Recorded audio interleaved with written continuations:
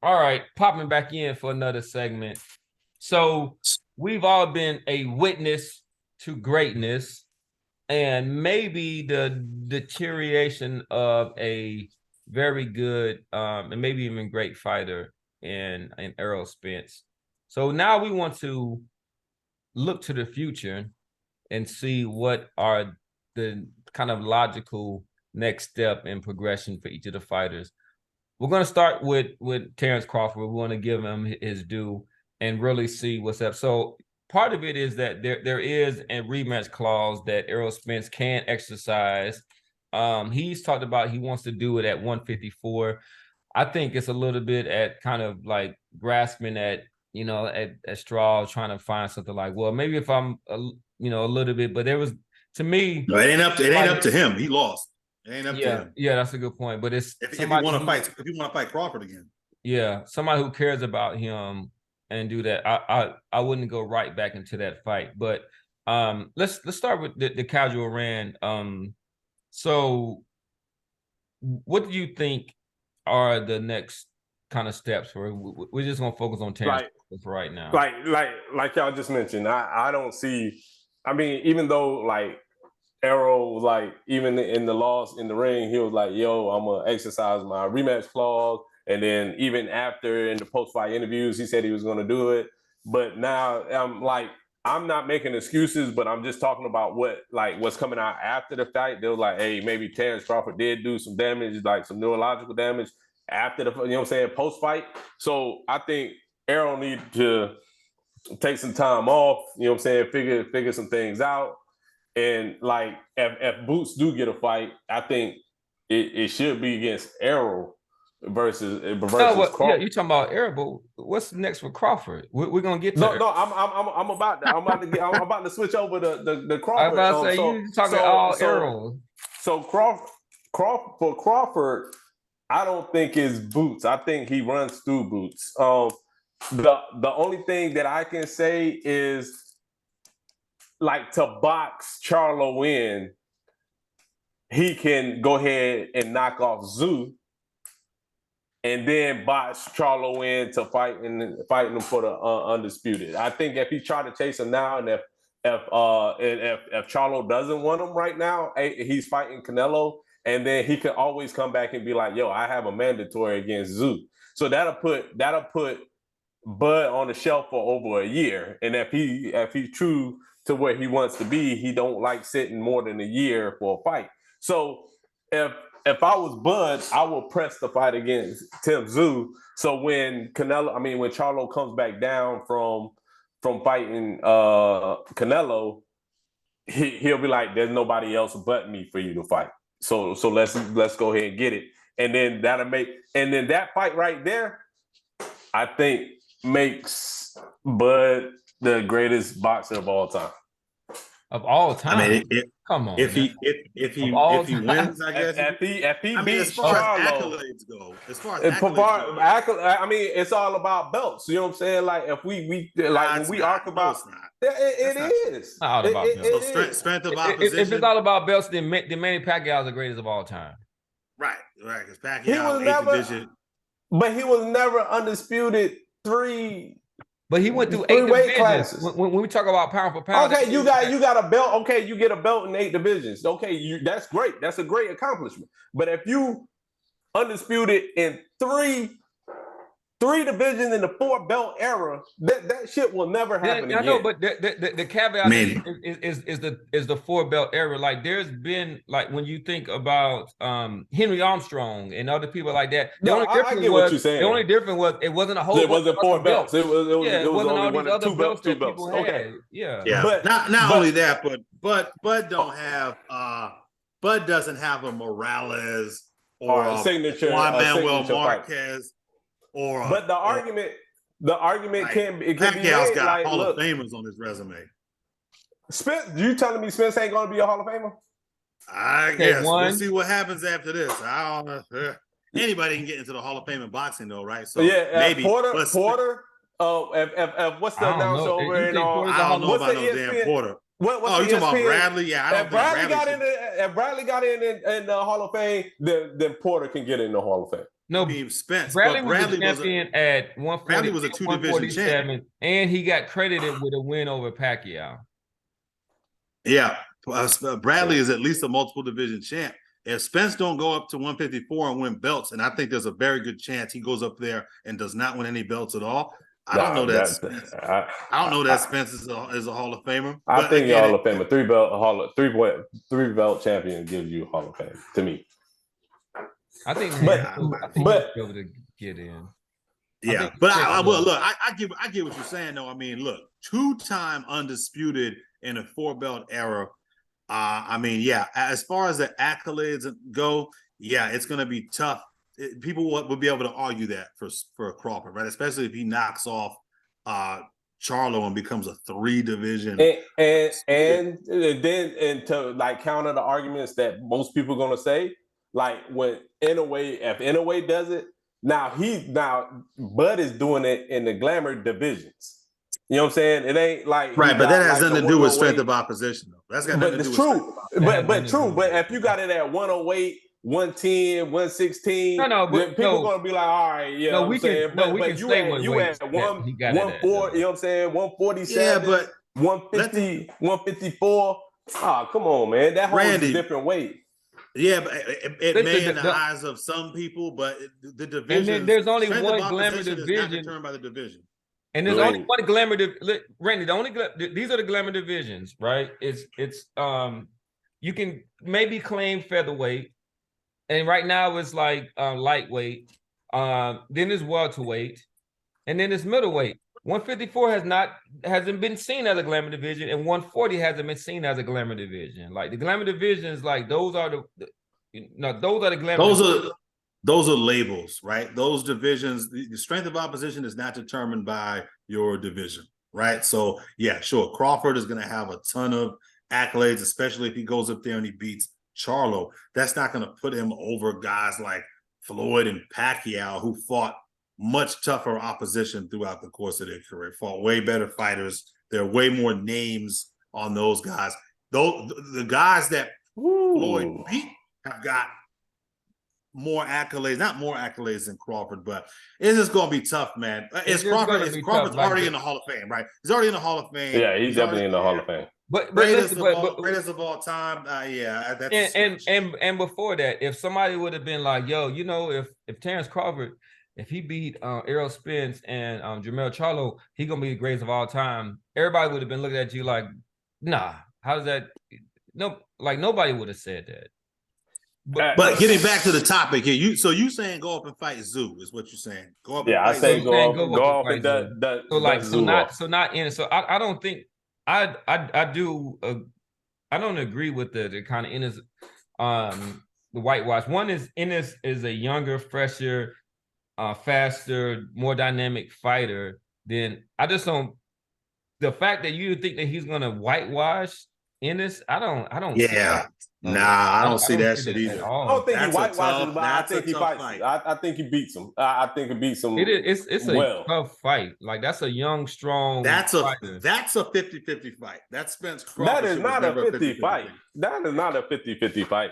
All right. So the reason I think it might be is just so think about Crawford's. To me, his toughest fight was against Jose Benavidez, and this was somebody who made him counter and did that. He was a thinking man's fighter. And when I think about Ennis, he's way more dynamic and, you know what I'm saying, way more quick twitch. He's offensively dynamic. He's defensively pretty good too, especially after watching that fight.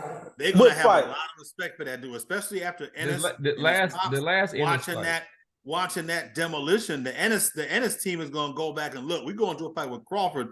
We have got to be defensively responsible. We have got to take calculated risks. We can't take the same chances we took against Royman Villa, right? Yeah, that's a tough. That is a very, very high risk, low reward fight. If Crawford is the predator, the manhunter that I believe him to be, then maybe he does take that fight. But now that he's had a taste of this limelight now, I wonder if he gets a little bit of that Floyd Mayweather-itis, man, and goes after some higher paying, lower risk fights like a Conor Ben fight in the UK. The guy, what I want to say, the guy's 35 years old, and if you saw, so there was an interview that he had on the Porterway podcast. I don't know if y'all have seen it. I'm not sure how old it is, but he said that I got two people on my hit list. He said Spence and Charlo, and he said Charlo. This guy was looking at Charlo. This guy came after the knockdown. He was like, "You next."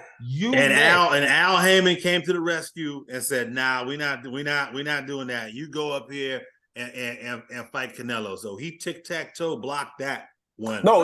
He's talking about in the ring. This was Saturday. In the ring. He said that in the ring. Yeah, I get that. He can say all that shit he wants, but Charlo's got a fight in September, and depending on how that fight goes, that fight may not be available. If Spence activates his rematch clause, he got to fight. He's going to have to fight.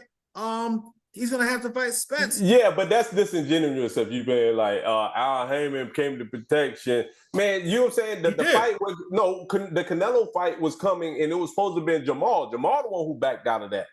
Well, that's what the rumor was, right? That was the rumor. We never had the rumor. That's what Jamal said it on live.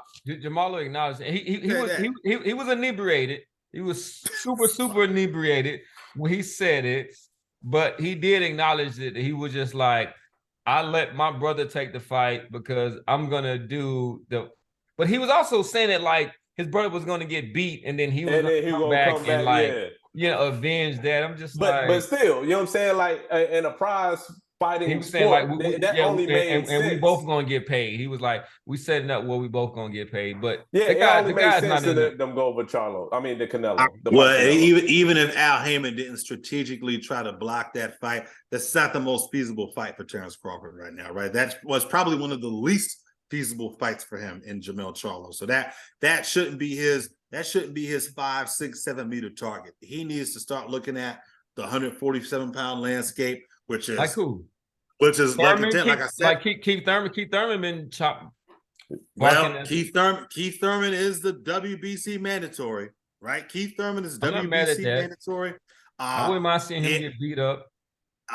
Montes Stanionis, I believe, now moves into position. He ain't gonna fight no damn. He ain't gonna fight no Stanionis. Come on. We got look, where he is at right now. You asked me who. I'm telling you who is in position because I'm saying, but people may think. What do you think is the most likely? Like based on your expertise, your knowledge. You know, what I'm saying you've got some, some kind of insight, saying that a lot of us don't have or whatnot. Like, what do you think that is the logical? So right now, he signed. So Terence Crawford signed a 2-fight deal, correct? I believe so, with an option for a 3-fight deal. I believe it was with option. I thought it was 2 with the option for the 3. Well, okay, let's call it a 3-fight deal. Let's say you got a 3-fight deal. Even if he doesn't, we'll work off that premise. 3-fight deal. 3-fight deal. The most likely opponent is right now, today, August 2nd at 9:21 p.m. is probably Errol Spence, right? Conor Ben is signed to another promotional company. Conor Ben drug test. He still hasn't got through that. No, he's cleared. He cleared hot. Conor Ben is cleared. Conor Ben is hot. See what I did there? Cleared hot. Pissed hot. He's Conor Ben. Conor Ben is cleared. If he's been cleared, he's just been cleared. Like I've been keeping up with this religiously. Okay, the short answer to your question. It says one day. This is 1 day ago. Conor Ben warned by BBFC, extremely serious matter isn't over. Well, hold on. It says now Conor Ben has been cleared of his failed drug test. What's next? So this was 6 hours ago. Okay. Okay. So sweeping that under the rug. I may have had a little birdie tell me about that before that shit hit the. Okay. Before that shit hit the press, but most likely is Spence, and the close second is Thurman. Jamel Charlo is not an option right now. It's just not an option right now. He's got a fight coming up in less than 8 weeks. 5 weeks out now. 6 weeks out for that fight. That fight, I think, is going to go horribly wrong for Jamel Charlo, and that's not an option. My opinion, it's Spence, and the close second is Thurman. Those are his two most likely options, right? Because they also have to sell the fight, right?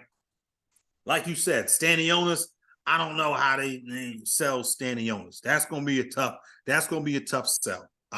Thurman, one thing Thurman will do is he will sell that motherfucking fight. He will. He will run his mouth. He will talk good, high quality fucking shit at press conferences. He will sell that fight. The Spence fight to me is strictly a technicality, right? Spence has the ability to activate a rematch clause, and if he does, they got to fight. I don't know how PBC, Showtime, Paramount are going to expect to sell that Errol Spence, Terence Crawford rematch. I don't know. In Omaha, is a homecoming for Bud. No, but what about? I mean, what are they gonna put it on regular Showtime? Who's gonna buy that shit? Like regular Showtime, and then there's gotta be gonna go to Bud. I don't see any feasible way they can market that rematch. At least with the Wilder Fury 3, you had the glove gate and you had all these wild conspiracies that were running rampant. You had even guys like Dr. Umar were chiming in, talking about, you ain't got half of that with this. Most reasonable, rational people in the boxing universe on YouTube or mainstream media are saying that Spence just got his ass kicked. So well, I mean, how do you sell that? Yeah, I mean, with the Fury stuff, I don't know any like real boxing minds who gave any kind of validity to that. I mean, come on, so you I understand that. Well, what I'm saying is that it at least created an environment that there was some fuel to the fire for a buildup. There was some intrigue. There was some drama leading into that. Like, listen, this is only a couple of days after the fight. You got to realize how long. Like, this is when all that drama came up after the fight. After the fight, Wilder was super humble, but weeks following is when this stuff came out. So now what they're going to say is that, you know, they were talking about. I even read a report from Yahoo that was like looking at his skin. They were saying that it was almost this kind of bright orange. It wasn't this kind of beautiful black skin. For real. They were saying that, you know, there was this kind of weight drain. There was all these, like, they have already started to kind of implant some things. So if you want to, this is boxing. If you want to kind of draw up a conspiracy theory that has no base in reality, That's a fair point. That's a fair point. So you saying in the weeks in the next by this time, next week, 2 weeks, 3 weeks from now, we're gonna start hearing some wild, crazy conspiracy shit start getting leaked out from the camp. I mean, there's been remnants of it. The thing is that I'm hoping that boxing doesn't look at this young brother as just simply a money-making commodity. I'm talking about Spence. About Spence. I'm just like, it's not going to be healthy for him to kind of go back into this fight. And I mean, this definitely like right now, I'm like 50-50 about his career. But if he get demolished again by Crawford, that's 100%. Hey, bro, you need my. It might be a wrap. Well, you might want to shut that down. He might be able to salvage something at 154 pounds. We haven't talked about that yet. What do we want to go into? What's next for Spence? We do, but let me just chime in quickly what I think should be next for Crawford. So I think that I'm hoping that Crawford could kind of step aside of this mandatory and go for. I would love to see the fight against the undisputed welterweight champion against the undisputed super welterweight champion. I'm loving the Charlo fight. Not only that, but it has a backstory behind it. It's still dealing with the Derek James camp. It's something that Crawford wants. And it's not even, it wasn't like something that happened after the victory. This is something that he's wanted before. It's something that Crawford wants. And I think with just the kind of inherent kind of arrogance and everything that the Charlos have is that they're not going to take too much yapping and all this other stuff. And then what would be a greater thing is to try to avenge the devastating defeat of your stablemate by beating Terence Crawford. I mean, I know that you guys bring up some really, really strong points, but I love that fight next. Oh, I love it too. I don't think there's not anybody that doesn't love it, but I'm looking at it as far as a feasibility standpoint. I mean, this guy has got a huge fight, biggest fight of his career in 6 weeks. And I think that for Crawford, if I'm him and his team, I don't know that I'm waiting on the outcome of Charlo and Canelo. I've already got planned 1A, 1B, and 1C, and the Charlo is not 1A. It's Thurman and Spence are 1A. So I'm with you. I like Thurman though. I like Thurman next. You said Thurman? I have, as you've seen, I have been avoiding the person who might be the most kind of the person that might be most worthy of the fight, which is Ennis, which is to kind of be honest. I think that that's easy. It's easy for Ennis to activate that fight, right? He's the number one guy. I used to call number one guy in the WBO. Yeah, it should be real easy. And it used to be almost in the sense of a pejorative, but I used to call Ennis a poor man's version of Terence Crawford just because of the accolades. I don't know about that. That Terence Crawford, but that's what I'm saying. Is like my point was going to be is like I don't think so. This guy is super dynamic. He's got his own. He's taking some things probably I would say from Terence Crawford, but this guy is a formidable opponent. So you want Ennis to sit on his hands for the next eight months, probably? Well, no, not at all. I think that there's a guy named Stanionis that he could definitely fight and I mean, I think Stanionis needs an opportunity. I think that Ennis would be a perfect fight, at this level. I think that would be what's up. Real quick note, guys, and this has been several weeks since we last checked this. Boots Ennis is still not ranked in any of the 147-pound sanctioning bodies. So I'm not sure what's up. He probably just ain't paying fees, bro. Yeah. I mean, okay, we'll go with that. But that's the only logical thing I could think of, because he should be like number one on everybody's list. Well, now I mean, Thurman's would be ahead of him in the WBC. Stanionis would be ahead of him in the WBA.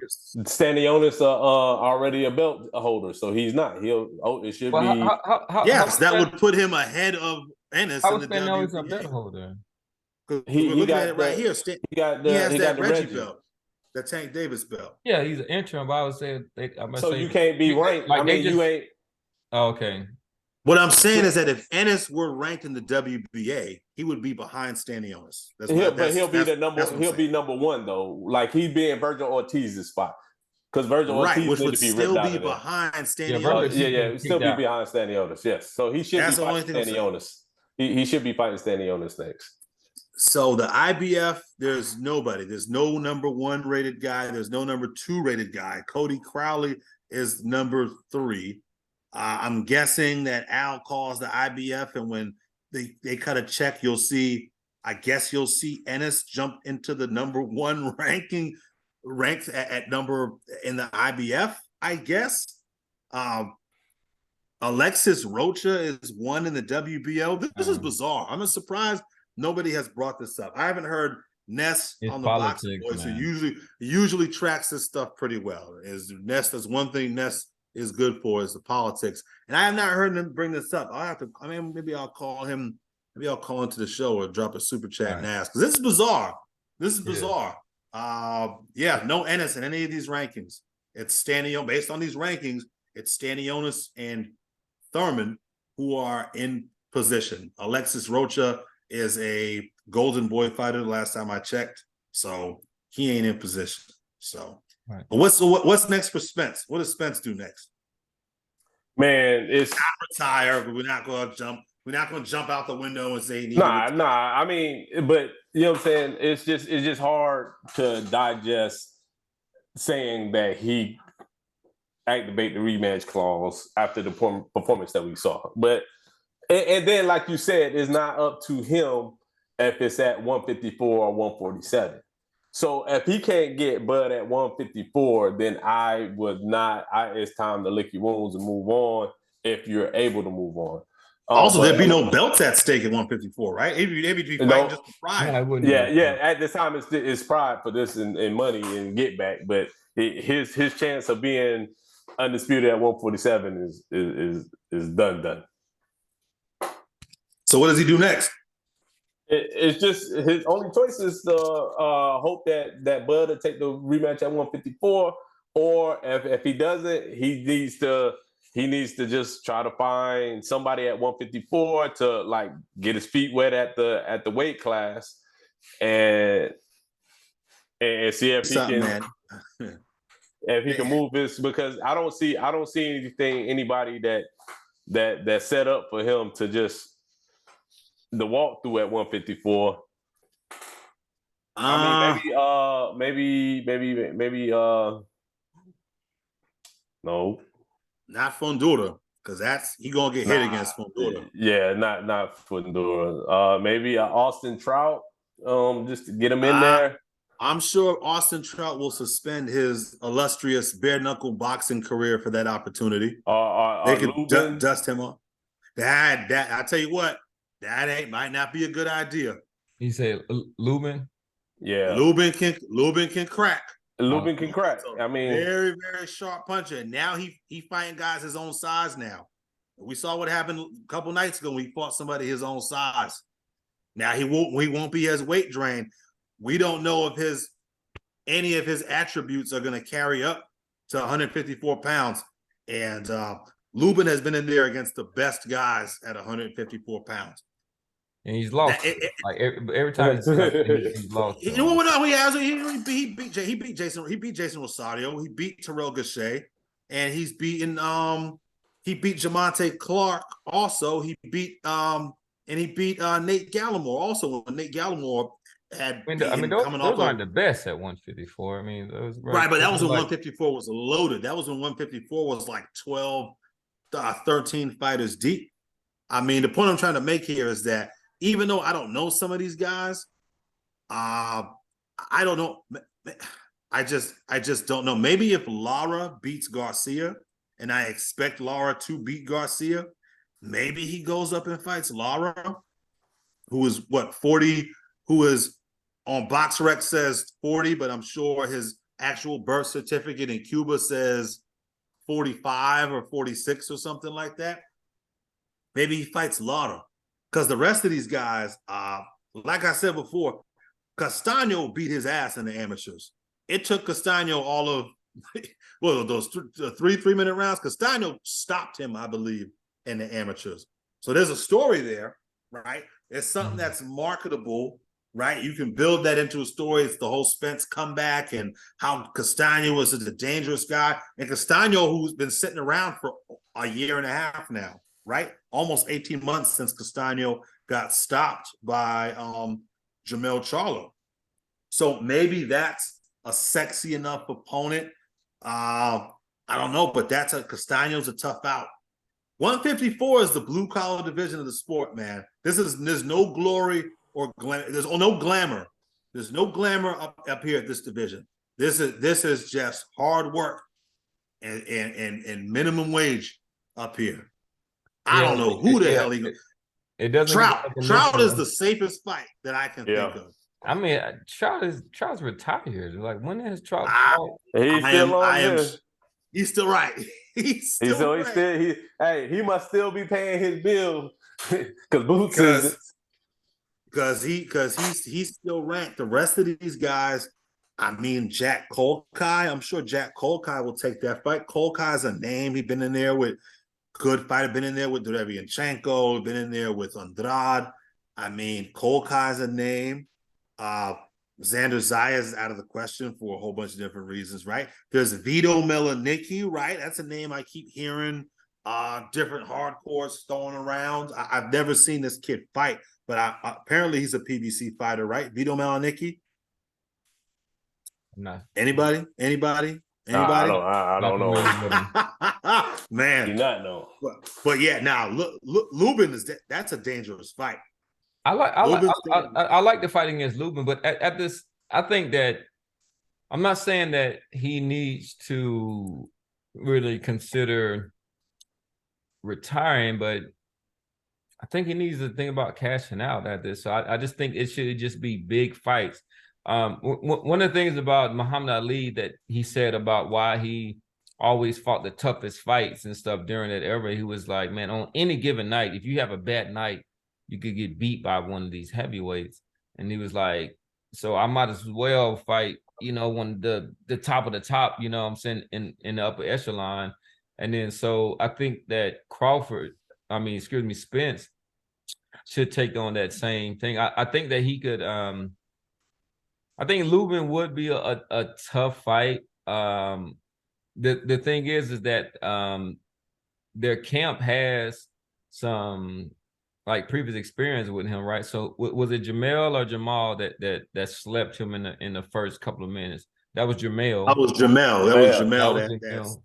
That slept Lubin. Yeah. I never even gave Lubin a chance. It was like he dipped right into an uppercut. So what they have. Go ahead. No, but I just think that it should be a name like that, like a name like Lubin would be credible. They would see it as a good way to kind of test his feet, or test the waters of 154 pounds, and it's a pretty name opponent. I think that, but I'm not even that against fighting somebody like a Fondura. I think that Fondura throws a lot of punches, but I think they could have if they come in with a good fight plan, he could really focus on the body, really break down the body. But that's a war though, Cam. That's a war with Fondura. Yeah. Do you want to put this guy in a war after getting his ass kicked like that? That's a war with Fondura. He's gonna get hit. And you saw what happened to Lubin's face. I mean, the kid, he looks like a stick figure, but obviously he's got leverage on them shots, man. Spence is going to get hit a lot in that fight. I don't think, as appealing as that would be to the guys who are only concerned about making money, I don't think as Derek James and his pops, who works in his corner, who was very, very involved in his career, I don't see them picking the Fondura fight. What if he skips 154? What if he skips 154 and goes right to 160 and fights like a Maciej Solecki, or he fights maybe a who else do we've got on here? I mean, Eubanks is out in promotional purgatory. Vincent Feigenbutz is a either. Who is it? Eubanks. He's one. Oh, well, he's ranked. No, he can't. I forgot. Yeah, he's ranked. He's ranked number 4. But they had kind of a falling out with PBC. I don't think from a promotional standpoint that's really viable. So you got Maciej Solecki at 160. You've got Vincent Feigenbutz, who is a former Caleb Plant victim. There's Feigenbutz. There's Esquiva Falsao, who I believe was a David Morrell victim. Yeah, maybe you skip 154 and jump right to 60. There are belts that are actually, these belts are tied up. Charlo's sitting on 1. Adamas is the mandatory. Now Lara was elevated. Lara was elevated to the WBA champ at 160 pounds. Yeah, and I'm reading that Jamal. So this is from the ESPN. I don't know how long, but it says Jamal has been removed for inactivity. Praise God. Because they saw that he ain't getting no better no time soon, bro. Ooh, so that's Adamas is not going to wait on that. Adamas is not. I was going to say, if I didn't eliminate it with Adamas, that's a dangerous fight too. I don't know if I throw him right in there with Adamas. Yeah. Yeah, man. Okay, so Charlo's out of the picture now. So Adamas Golovkin is still ranked number 1 in the WBC somehow, some fucking way, right? So maybe Soletsky fights an eliminator, or Adamas just gets elevated. Adamas just gets elevated. He's the WBC champ. Lars the WBA champ. Yeah, man. I don't know what the hell this kid. I don't know what this motherfucker gonna do, man. I mean, I it's don't just know. up in the I air. don't know. But I don't know. 154 Terrell Gachet. If I got to put money down, 154 pounds, Terrell Gachet. Go up there and fight Terrell Gachet, who's coming off of like back-to-back losses. I think he got what? Stopped by Tim Tszyu. Do that. Go up there, get your feet wet, fight a guy like Terrell Gachet. Good chance he loses that fight though. Terrell Gachet is a really good fighter. yeah, I'm gonna say next fight should be at 154. I'm gonna stay away from Zoo, but I'm gonna do a fight against Lubin. Lubin, for your first fight in the division, huh? Lubin coming off of a stoppage win. Yeah, I ain't too impressed with him. Okay. All right.